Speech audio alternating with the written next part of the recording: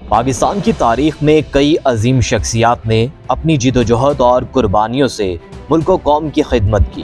ان میں سے ایک اہم نام محترمہ فاطمہ جناح کا ہے، جو نہ صرف بانی پاکستان قائد اعظم محمد علی جناح کی ہمشیرہ تھیں، بلکہ خود بھی ایک عظیم سیاستدان، سماجی کارکن اور پاکستان کی آزادی کی تحریک میں اہم کردار ادا کرنے والی شخصیت تھی۔ ان کی زندگی کا ایک اہم اور یادگار باب 1965 کے انتخابات ہے، جب انہوں نے فوجی آمر جنرل ایوب خان کے خلاف صدارتی انتخابات میں حصہ لیا۔ یہ کہانی فاطمہ جناح کے کردار اور 1965 کے انتخابات کی داستان ہے، جو نہ صرف تاریخ کا ایک اہم باب ہے بلکہ پاکستانی عوام کے جمہوری حقوق کی جدوجہد کا بھی مظہر ہے۔ فاطمہ جناح کی پیدائش 31 جولائی 1893 کو کراچی میں ہوئی۔ وہ محمد علی جناح کی چھوٹی بہن تھیں اور اپنے بھائی کے ساتھ نہایت قریب تھیں۔ ابتدائی تعلیم کے بعد انہوں نے ڈینٹل سرجری میں تعلیم حاصل کی اور پیشہ ورانہ زندگی کا آغاز کیا۔ قائد اعظم محمد علی جناح کی سیاسی زندگی میں فاطمہ جناح نے ہمیشہ ان کا ساتھ دیا اور تحریک پاکستان میں اہم کردار ادا کیا۔ انہوں نے مسلم خواتین کو سیاست میں حصہ لینے اور آزادی کی جدوجہد میں شامل ہونے کی ترغیب دی۔ پاکستان کے پہلے صدر جنرل ایوب خان نے 1958 میں فوجی بغاوت کے ذریعے اقتدار پر قبضہ کیا تھا اور ملک میں مارشل لا نافذ کر دیا تھا۔ انہوں نے 1962 میں ایک نیا آئین نافذ کیا اور صدارتی نظام حکومت متعارف کروایا۔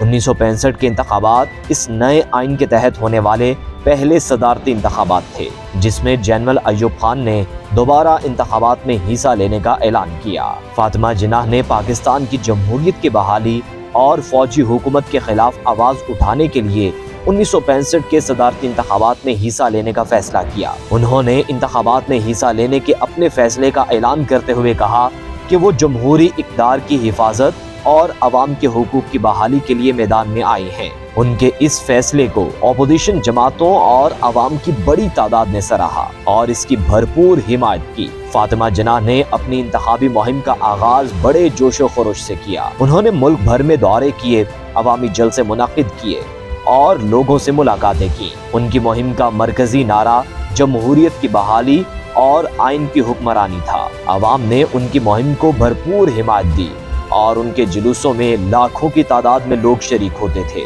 فاطمہ جناح کی مقبولیت کا اندازہ اس بات سے لگایا جا سکتا ہے کہ انہیں مادر ملت یعنی قوم کی ماں کا لقب دیا گیا۔ 1965 کے انتخابات میں فاطمہ جناح کے مقابلے میں جنرل ایوب خان امیدوار تھے، جنہوں نے اپنی حکومتی مشینری اور وسائل کا بھرپور استعمال کیا۔ انتخابات کے دوران کئی جگہوں پر دھاندلی کے الزامات لگائے گئے اور فاطمہ جناح کے حامیوں کو ہراساں کیا گیا۔ اس کے باوجود فاطمہ جناح نے اپنی مہم جاری رکھی اور عوام سے جمہوری حقوق کے لیے جدوجہد کی اپیل کی۔ انتخابات کے نتائج کا اعلان ہوا تو جنرل ایوب خان کو کامیاب قرار دیا گیا، لیکن عوام اور فاطمہ جناح کے حامیوں نے انتخابات کے نتائج کو تسلیم کرنے سے انکار کر دیا اور دھاندلی کے الزامات لگائے۔ فاطمہ جناح نے انتخابی نتائج کو چیلنج کیا اور جمہوریت کی بحالی کے لیے اپنی جدوجہد جاری رکھی۔ اگرچہ وہ انتخابات میں کامیاب نہیں ہو سکی، لیکن ان کی مہم نے پاکستانی عوام میں جمہوری حقوق کے لیے شعور پیدا کیا اور فوجی حکومت کے خلاف ایک مضبوط اپوزیشن کی بنیاد رکھی۔ فاطمہ جناح کی خدمات اور قربانیوں کو پاکستانی قوم آج بھی یاد کرتی ہے۔ انہوں نے اپنی ساری زندگی جمہوری اقدار کی حفاظت اور عوام کے حقوق کے لیے وقف کر دی۔ ان کی جرأت مندی اور عزم نے پاکستانی خواتین کو سیاست اور سماجی کاموں میں حصہ لینے کی ترغیب دی۔ 1965 کے انتخابات میں ان کی شرکت اور جدوجہد نے پاکستانی عوام کو جمہوری حقوق کے لیے لڑنے کا حوصلہ دیا۔